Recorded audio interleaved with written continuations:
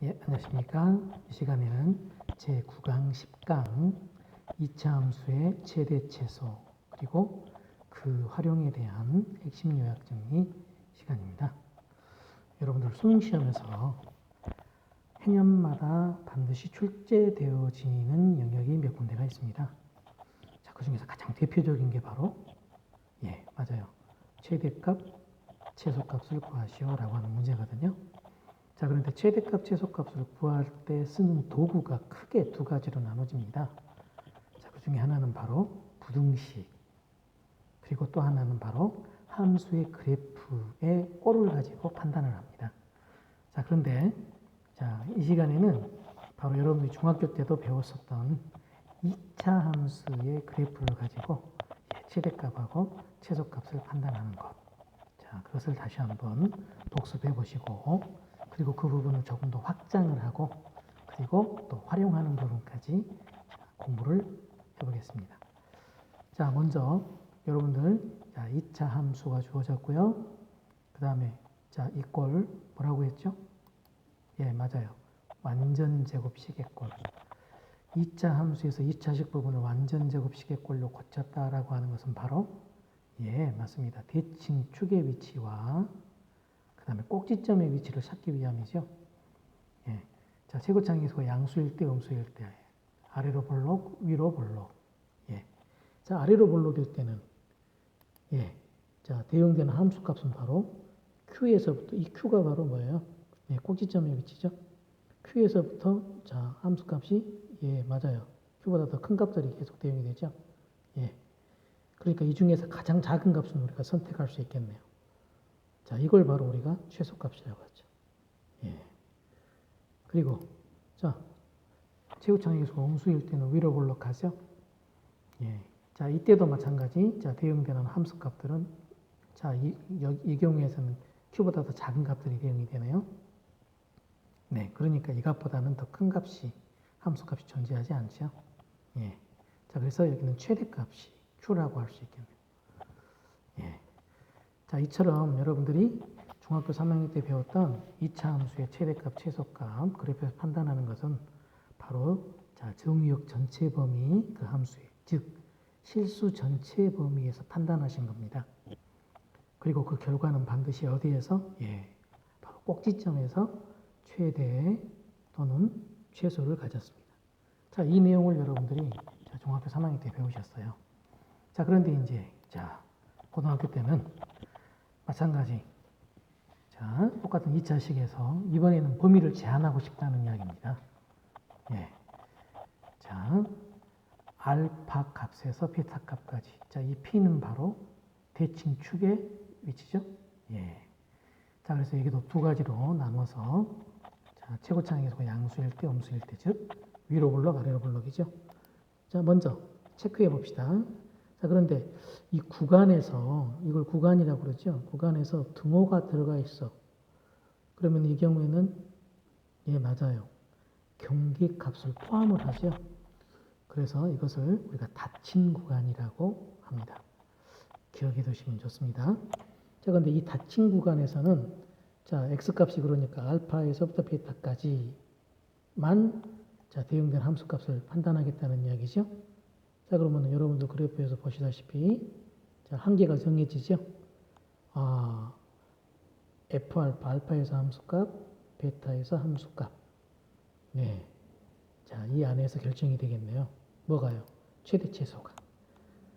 F알파, F베타. 자, 그리고 한 가지 또 잊어버리지 말아야 될 건, 맞아요. 꼭지점의 위치가 구간 안에 포함이 되어 있죠. 자, 그렇기 때문에 이 꼭지점의 값도 최대 최소에 영향을 주겠네요.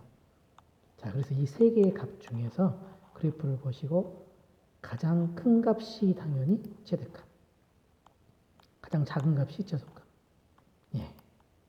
맞아요. 여기도 자, 아래로 볼록일 때하고 위로 볼록일 때 마찬가지 경계에서 함수값하고 꼭지점의 위치에서 함수값 중에서 자, 위로 볼록일 때는 당연히 최대가 꼭지점이죠.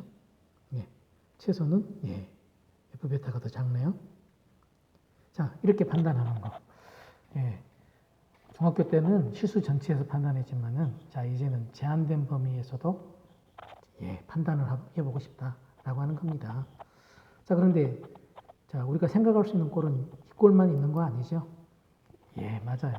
바로 꼭지점의 위치가 구간을 벗어날 때 자, 이 경우도 그래프는 두 가지 아래로 블록 위로 블록일 때 자, 모두 한번 체크해 보시면 자, 먼저 아래로 블록일 때 x의 구간 알파 베타인데 꼭지점의 위치 p가 구간을 벗어났죠.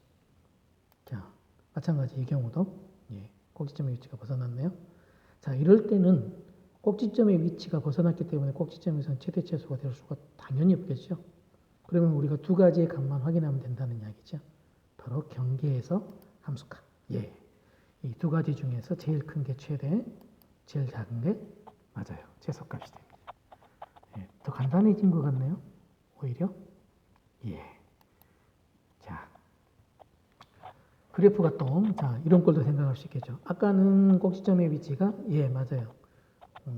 왼쪽에 치우쳤었는데, 이번에는 오른쪽에 치우칠 수도 있겠죠. 자, 빠르게 한번 점검해 보자면, 자, 이 범위 안에서 여기도 마찬가지. 꼭지점이 범위를 벗어났기 때문에 꼭지점의 위치에서는 최대 최소가 나올 수가 없겠죠.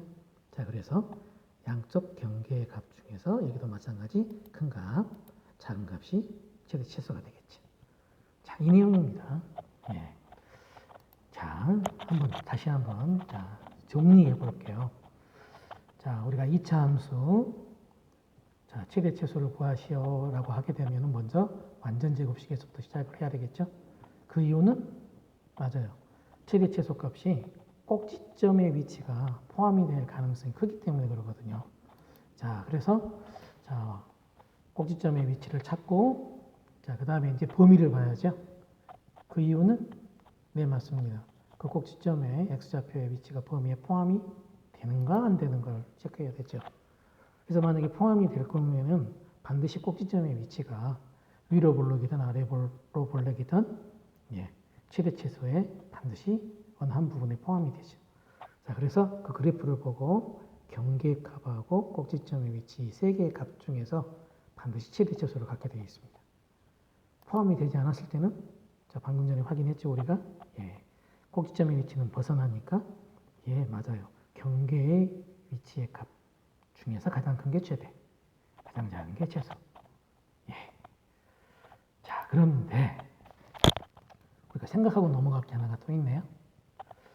방금 전까지는 경계를 포함했습니다. 그런데 경계를 포함하지 않을 때는 어떻게 될까요? 이때는 경우가 더 늘어납니다. 바로 어떤 경우? 최대값, 최소값이 존재하지 않을 수도 있다라고 하는 경우가 더 늘어납니다. 자, 구체적으로 한번 들어가 보죠. 자, 먼저 이걸 우리가 좀 체크해보고 넘어가야 되는데요. 여러분들 2에 가장 가까운 수를 이야기해보세요 라고 하면은 자, 뭐라고 대답할까요? 고민 좀 해보세요. 2보다는 작으면서 가깝다? 2보다는 크면서 제일 가까운 거. 즉, 이 바로 옆에 있는 거. 자, 작으면서 가까운 값은 1.99999 몇 개? 난감하죠?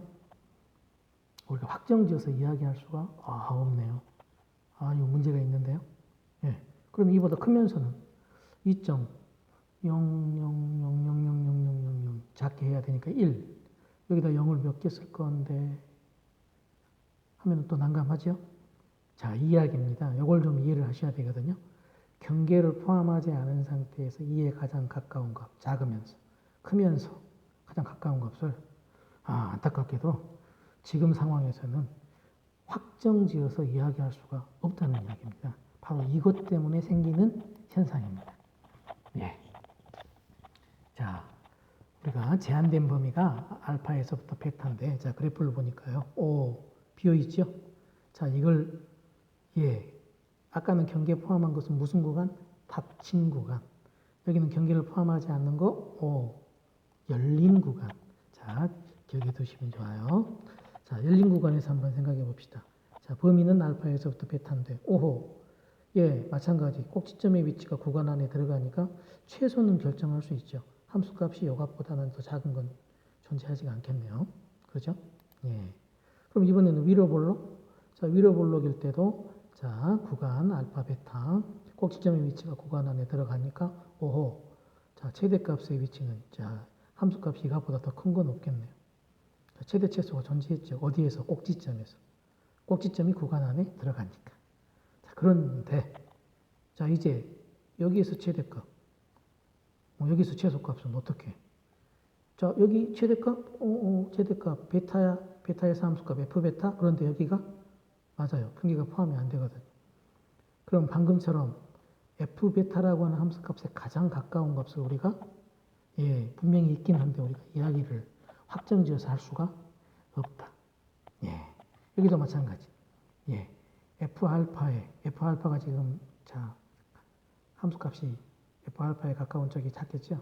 그런데 f 알파가 경계가 또 포함이 안 돼 있죠. 그러면 f 알파에 가장 가까우면서 f 알파보다 큰 값. 자, 얘도 요한 확정치, 예, 확정지어서 이야기를 할 수가 없겠죠. 자, 이런 경우에 자, 수학에서는 간단하게 없다. 예, 너무 단호한가요? 예, 이런 경우에는 없다라고 이야기를 합니다. 그래서 자, 이 경우는 둘 중에 하나가 지금 존재하지가 않죠. 다행히도 예, 꼭지점의 위치가 구간 안에 들어가 있어서 그렇습니다. 그렇다면 이런 경우는 예, 자, 경계 포함하지 않죠. 자, 그런데 아래로 볼록 위로 볼록인데 자, 경계 포함하지 않아 버리니까 그런데 꼭지점의 위치는 좀 범위를 다 벗어났네요. 그러면 어때요? 자, 난감하죠? 예. 어쩐다? 아, 모두 다 없네요. 두 가지 경우는 최대, 예, 최소, 예, 우리가 확정된 값으로 이야기할 수가 없겠죠? 자, 이 경우입니다. 자, 우리가 이 2차 함수의, 특히 2차 함수의 최대 최소의 활용 부분에서 그 활용 부분에 관련된 문제들은 주로 이렇게 경계가 포함이 되어 있지 않은 경우가 많습니다. 자, 그래서 바로 이 마지막에 다뤘던 이 부분은 여러분들이 예, 2차 함수의 최대 최소의 활용에서 많이 적용하시게 될 겁니다. 자, 짧은 시간 안에 정리되어진 내용이지만 서두에도 이야기했던 것처럼 수능 시험에 반드시 나오는 영역 중에 하나니까요.